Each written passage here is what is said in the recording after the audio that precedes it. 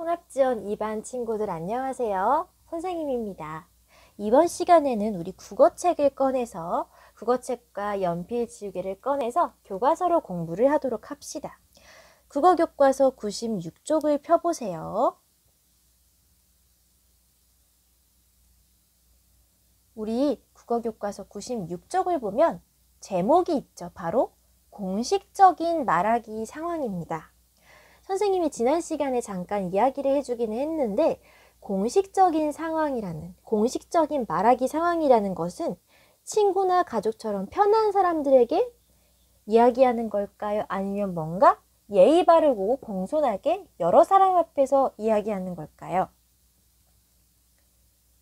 여러 사람 앞에서 예의를 차려서 높임말도 쓰면서 이야기하는 것을 말합니다. 자, 공식적인 말하기 상황에 어떤 것들이 있는지 교과서 속 그림을 보면서 살펴보겠습니다. 96쪽 위에 4가지 그림이 있죠? 하나씩 살펴볼게요. 자, 먼저 첫 번째 상황은 어떤 상황인가요? 남자아이가 말하고 있습니다. 오늘 토의할 내용은, 자, 학급 토의를 하고 있나 봐요. 학급 회의 시간에 발표를 하거나 아니면 서로 예의를 갖춰서 이야기를 나누고 있습니다. 자, 이런 상황은 평소에 내가 알던 같은 반 친구더라도 반말을 쓸까요? 일부러 존중어를 쓸까요?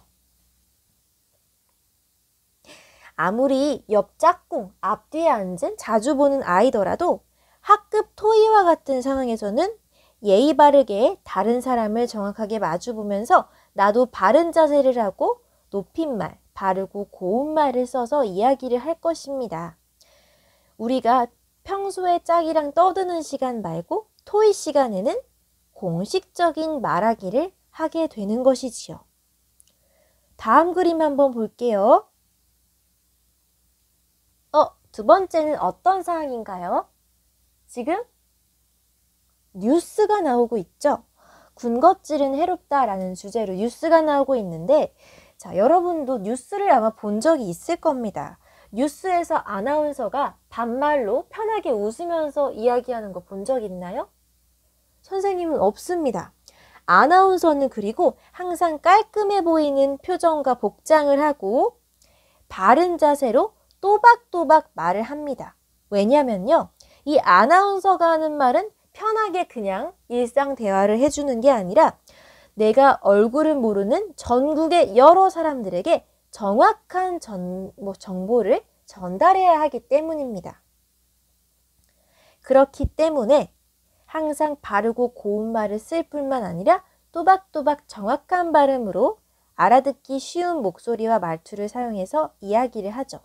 뉴스 역시 공식적인 말하기에 해당합니다. 다음 그림을 볼게요. 세 번째 그림은 어떤 상황인 것 같아요? 지금 어떤 어린이가 발표를 하고 있네요. 여러분, 발표를 할 때 앉아서 작은 목소리로 이야기를 하지 않고 보통은 일어서서 바른 자세로 이야기를 하죠. 물론 코로나 상황에서는 비말을 차단해야 하기 때문에 마스크를 쓰고 또 가림판을 설치하긴 하지만 보통 발표를 할 때는 일부러 다른 사람에게 나의 의견을 정확하게 전달하기 위해 바른 자세로 일어서서 사람들을 보며 이야기를 합니다. 여기까지가 교과서에 있는 그림인데요. 또 이 밖에도 어떤 상황이 있을까 한번 생각을 해보겠습니다. 또 어떤 상황이 있을까요? 얼마 전에 반에서 친구들이 학급 회장을 뽑았던 걸로 아는데, 아무리 평소에 같이 친하게 어울리던 친구들이라도 회장 선거에 나올 때는 공손하고 바른 말투로 높임 표현을 사용해서 이야기를 하죠. 왜요? 지금 나는 친구로서 나온 게 아니라 회장 후보로서 나의 공약을 발표하기 위해 나온 것이기 때문에 나의 말을 들어주시는 여러분들을 향해서 바른 자세를 유지하고 고운 말, 높임 표현을 써서 또박또박 이야기를 할 겁니다. 우리가 방금 본 뉴스라든지 학급 회의라든지 발표라든지 임원 선거 같은 상황은 내가 의견을 정확하고 바르게 전달하고 또 다른 사람을 존중하며 말하기 위해 평소에 친한 모습 대신 격식을 차린 예의 바른 모습으로 이야기를 한다는 것을 알 수 있었습니다. 자, 그러면 이렇게 다른 사람 앞에서 말하는 공식적인 말하기의 상황에 어떤 특징이 있는지 한번 생각해 보겠습니다. 자, 다른 사람 앞에서 친구로서가 아니라 나의 말을 들어주는 사람에게 예의를 갖춰서 이야기를 할 때 어떤 특징이 있을까요? 한번 어떤 특징이 있는지 먼저 생각을 해보고 선생님과 의견을 나눠봅시다. 영상을 멈춰놓고 한번 잠깐 생각해 보세요. 공식적인 말하기, 여러 사람 앞에서 얘기할 때는 평소에 친한 모습 대신 어떤 모습이 필요할까요? 여러 사람 앞에서 말할 때에는 높임 표현을 써야 해요. 자, 우리가 여러 사람 앞에서 공식적인 말하기를 하는 상황, 학급 회의라던가 임원 선거라던가 뉴스라던가 아니면 예를 들어 뭐가 있을까요? 교장 선생님이나 교감 선생님이 학교 방송에서 말씀을 하실 때 이와 같은 공식적인 말하기 상황에서는 반말을 쓰지 않고 항상 높임 표현을 사용합니다. 예의를 지키기 위한 것이죠. 또 공식적인 말하기 상황에서 어떤 것이 중요할까요? 다른 사람 앞에서 말할 때에는 또박또박 바르게 말해야 해요. 네, 그렇습니다. 다른 사람에게 나의 의견을 정확하게 전달하기 위해서는 나부터 또박또박 바르게 말을 하여야겠죠. 내가 정확한 단어를 사용하지 않고 웅얼대거나 욕을 사용한다거나 아니면 줄임말을 사용한다거나 이런 식으로 약간 장난스럽게 이야기를 하면 다른 사람이 나의 말을 잘 들어주지 않을 것 같아요.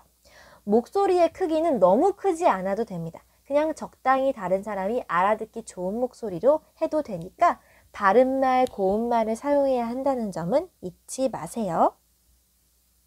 그럼 이렇게 공식적인 말하기 상황에서 어떤 말투와 태도를 지녀야 하는지 생각해 보았으니까 97쪽으로 넘어가 보도록 하겠습니다. 자, 97쪽에 보면 전교학생의 회장단 선거 후보의 연설이 있었죠. 사실 이 부분 선생님이 이전에 학습지로 먼저 나눠줘서 그거 본 친구들은 내용이 무엇인지 알고 있을 텐데요. 한 번 더 같이 들어보도록 합시다. 다음은 기호 2번 나성실 학생의 소견 발표를 들어보겠습니다. 안녕하세요. 저는 전교 학생회 회장단 선거에 입후보한 나성실입니다. 저는 가고 싶은 학교, 즐거운 학교를 만들고 싶어서 이 자리에 섰습니다. 우리 학교에서는 지난해에 학생들이 학교에 바라는 점을 설문조사했습니다. 학생들이 학교에 바라는 점 가운데에서 가장 많이 나온 의견은 바로 깨끗한 화장실을 만들어주세요라는 의견으로 47%가 나왔습니다. 맞아요. 좋아요.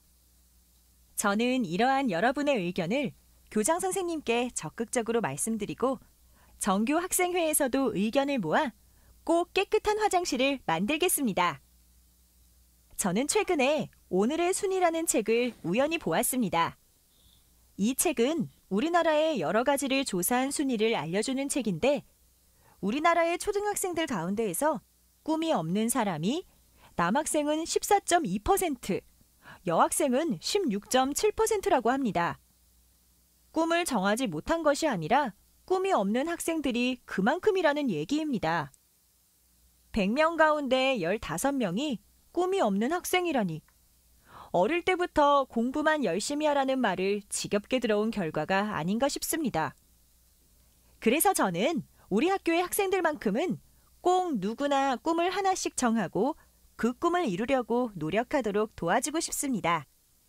그래서 첫째, 여러분이 꿈을 찾을 수 있게 여러 가지 직업을 체험할 수 있는 직업체험학습을 가도록 노력하겠습니다. 둘째, 우리가 모르는 직업을 알 수 있도록 선생님의 도움을 받아서 여러 가지 꿈찾기 기획을 진행하려고 합니다. 여러분, 깨끗한 환경과 꿈이 있는 학교를 만들려고 최선을 다하겠습니다.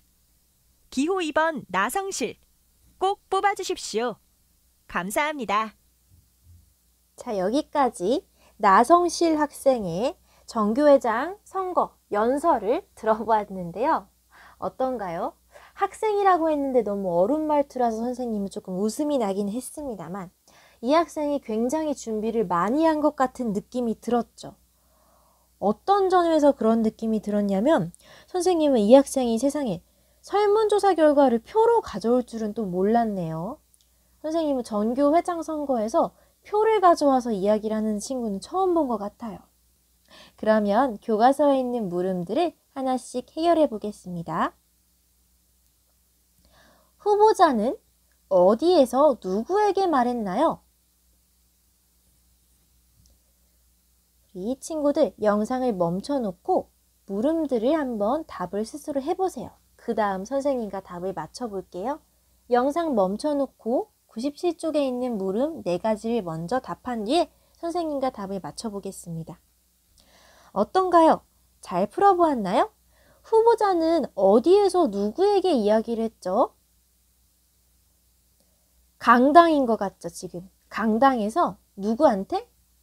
지금 전교회장 선거니까 아마 자신을 뽑아줄 학생들 앞에서 이야기를 한 것 같습니다. 강당에서 학생들에게 이야기를 하고 있는 걸 알 수 있었죠. 그러면 이 학생은 발표할 때 어떤 자료를 확인했는지 볼까요? 미안해요. 두 번째 물음이죠. 어떤 공약을 발표했는지 확인해 볼까요? 여러분, 기억이 잘 나지 않으면 선생님의 영상 앞부분으로 건너뛰어서 다시 듣고 와도 됩니다. 선생님도 기억을 살려서 이야기해 보겠습니다. 이 후보자가 처음에 무엇에 대해 말했죠? 힌트는 그림 속에 있는 도표입니다. 학생들이 학교에 바라는 점으로 무엇을 꼽았나요? 깨끗한 화장실을 만들어 달라는 의견이 가장 많았다고 해서 이 후보는 자신이 회장이 된다면 깨끗한 화장실을 만들겠다고 이야기를 했습니다. 어떤가요?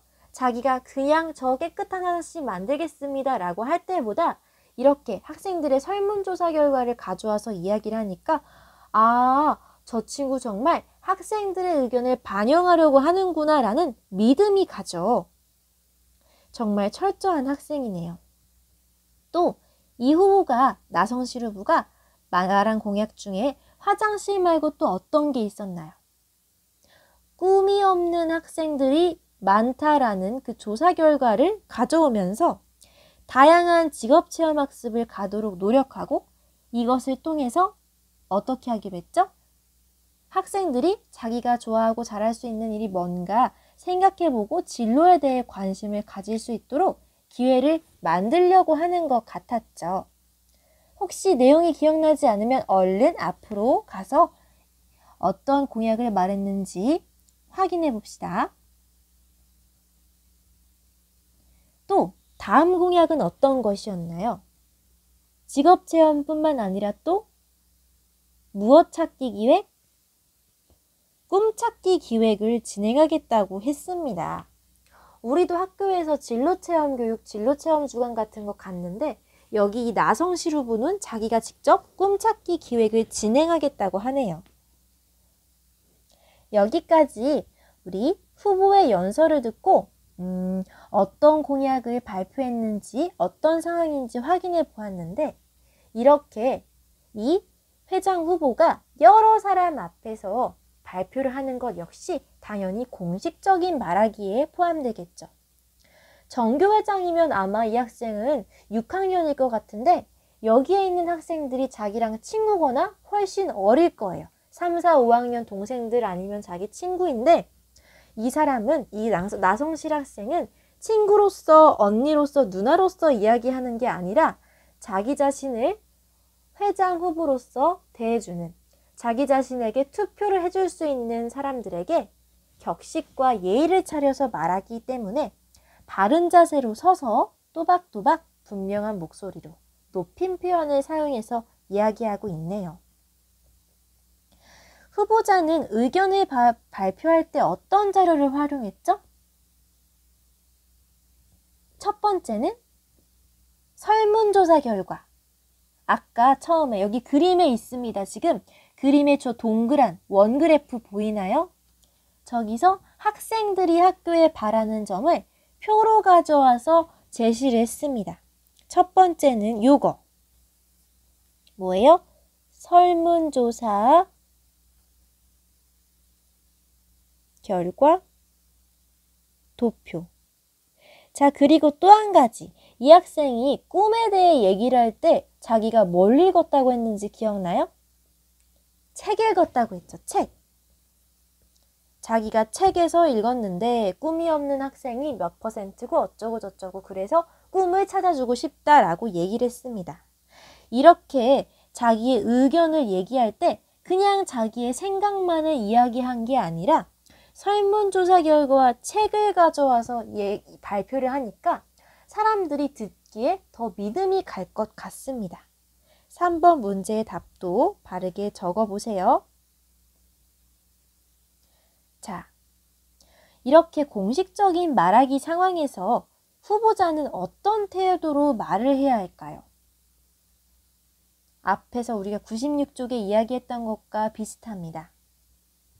첫 번째는 여러 사람 앞에서 말하므로 높임 표현을 써야겠죠.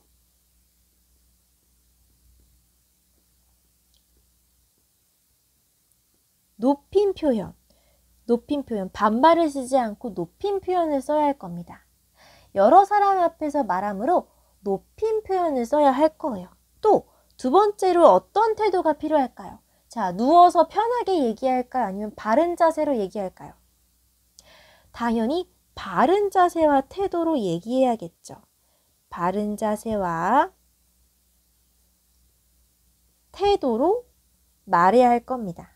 여러분도 공식적인 말하기 상황에서는 높임 표현을 쓰고 바른 자세와 태도로 이야기해야 한다는 거 잊지 마세요. 자, 그럼 다음 쪽으로 넘겨봅시다. 98쪽으로 가서 그림을 한번 볼게요. 그림 가와 그림 나는 각각 어떤 상황인지 한번 얘기해 볼게요. 자, 그림 가와 나 중에 좀 더 편해 보이는 상황은 어떤 것 같아요? 가예요? 나예요? 가는 좀 더 편한 상황 같죠? 일단 표정이 밝고 편하게 앉거나 또 어딘가를 가리키면서 조금 자유로운 분위기에서 얘기를 하고 있는데 나를 한번 보세요. 나는 어떤 상황? 아마도 공식적인 말하기 상황인 것 같습니다. 왜요? 무언가 회의를 하는 것 같고 여러 사람이 여러 사람에게 말을 하고 각각 뭔가 자료를 들고 뭔가 메모를 하면서 듣고 있습니다. 그럼 가와 나가 구체적으로 어떤 공통점과 차이점이 있는지 적으면서 문제를 풀어볼게요. 여러분 98쪽에 보면 비슷한 점 쓰는 칸과 다른 점 쓰는 칸 있죠? 비슷한 점과 다른 점을 여러분이 먼저 한번 그림을 보고 적은 뒤에 선생님과 답을 맞춰보도록 하겠습니다. 영상을 멈추고 그림 가와 나의 비슷한 점과 다른 점을 찾아보세요.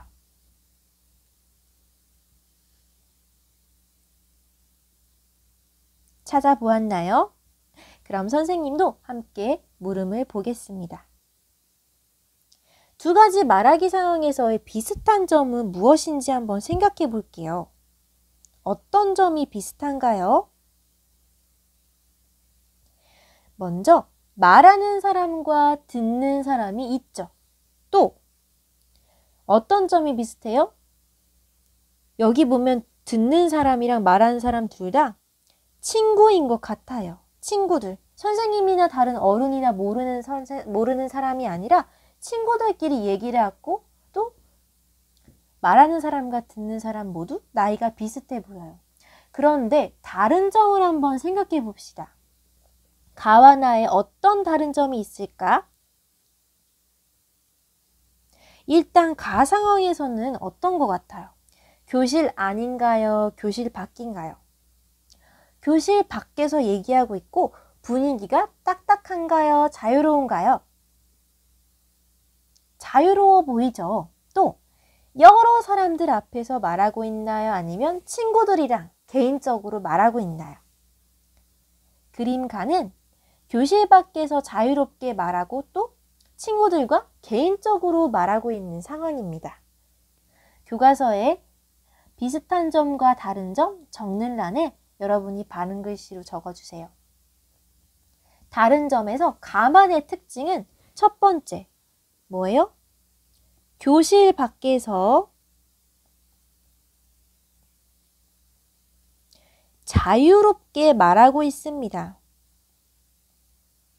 교실 밖에서 자유롭게 말하고 있습니다.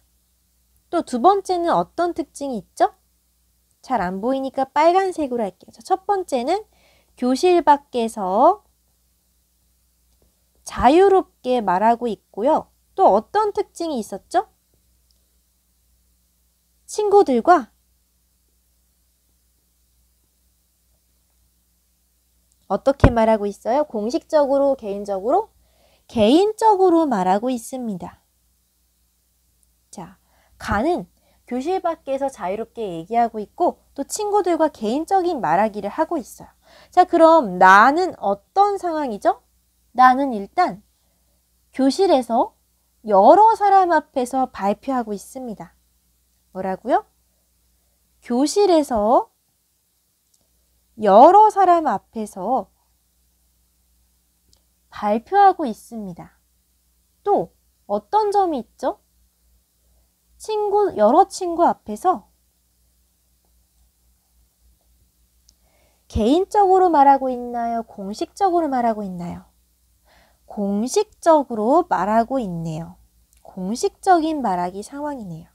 자, 가와 나는 둘 다 듣는 사람과 말하는 사람이 있고 또 친구들과 이야기를 한다는 공통점이 있지만 그림 가와 나에는 차이가 있었습니다. 일단 분위기 자체가 가는 자유롭고 나는 뭔가 여러 사람 앞이고 또 가는 개인적인 말하기를 아마 수다를 떨고 있는 것 같지만 나에서는 뭔가 여러 친구 앞에서 공식적인 말하기를 하고 있다는 것을 알 수 있었습니다. 이렇게 98쪽을 한번 살펴봤는데 99쪽으로 넘어가서 좀 더 생각을 해봅시다.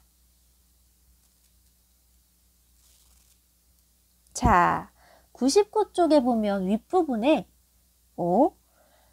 남학생이 한 명 일어서 있고 다른 사람들이 듣고 있는데 어떤 상황인가요? 어떤 음식을 소개하는지 잘 모르겠어. 어떤 상황일까? 그럼 오른쪽의 그림과 비교해 봅시다. 오른쪽은 어떤 그림이에요? 이 남학생이 사진을 들고 와서 설명을 하고 있네요. 자, 왼쪽 그림과 오른쪽 그림의 친구들 표정을 한번 비교해 볼게요. 왼쪽 그림. 친구들의 표정이 약간 알쏭달쏭하고 어떤 음식을 소개하는지 잘 모르겠다고 얘기하는데 오른쪽 그림을 보면 표정이 좀 밝고 아하 그렇구나 하는 표정인 것 같아요. 왜요? 지금 두 그림의 차이점이 뭐죠? 말하는 사람이 왼쪽 그림에서는 그냥 말로만 설명을 하지만 오른쪽 그림에서는 직접 자료를 들고 와서 설명을 하죠. 아마 이 친구는 자기가 음식에 대해서 말로 설명을 하는 것 같은데 우리가 이미 알고 있는 음식이라면 그게 무슨 얘기인지 잘 알겠지만 처음 들어보는 소리는 사실 듣기만 해서는 이해가 어려워요. 그래서 구체적으로 사진을 가져와서 어떤 걸 설명하는지 이해를 시켜준다면 훨씬 알아듣기 좋을 겁니다. 자, 두 그림의 차이점을 아래 빈칸에 적어 볼게요. 적어 봅시다.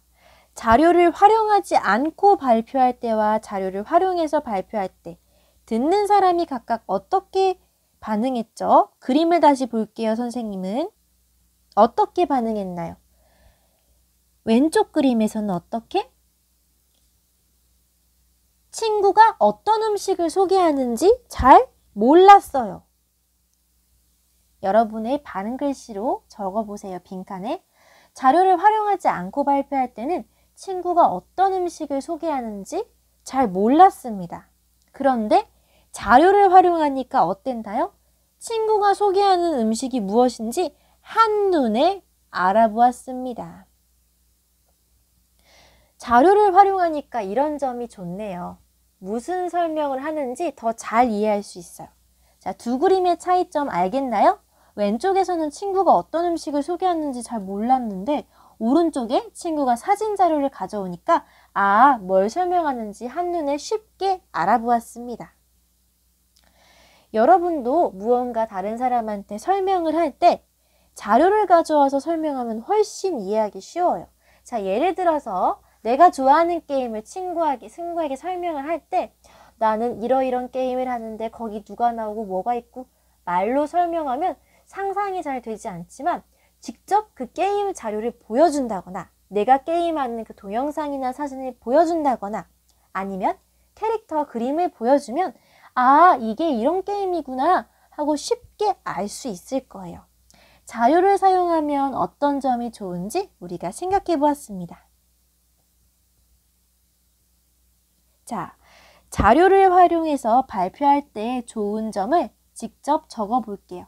2번 물음이죠? 어떤 점이 좋았나요? 설명하는 내용을 알아보기 쉬웠나요? 어려웠나요? 자료를 들고 왔을 때 알아보기 쉬웠고 또 말하는 사람 입장에서도 내가 말로만 설명하기 힘든 부분을 자료가 대신해 주니까 설명하는 것도 쉬워질 거예요. 직접 적어봅시다. 글씨로. 자료를 활용해 발표하면 설명하려는 내용을 쉽게 전달할 수 있어. 네, 자료를 활용해서 발표하면 설명하려고 하는 내용을 쉽게 전달할 수 있어요. 사진이나 그림이나 동영상이나 표 등등 내가 자료를 준비해서 이거 이러이러한 거야 라고 보면서 설명을 하면 훨씬 이해하기 쉽겠죠. 여러분도 한번 생각해 보세요. 선생님이 우리 친구들에게 이런 영상을 준비하지 않고 라디오처럼 말로만 설명하면 알아듣기 어려웠을 것 같지 않나요? 선생님이 학습지나 교과서를 보여주면서 설명을 할 때 훨씬 이해하기 쉬울 겁니다. 또 어떤 좋은 점이 있는지 정리해 봅시다. 설명하는 내용을 한눈에 알아보기 쉬워. 그렇습니다. 설명을 듣는 사람 입장에서도 자료를 보면서 말을 들으면 이런 거 설명하는구나 라고 한눈에 그 정보를 파악할 수 있었습니다.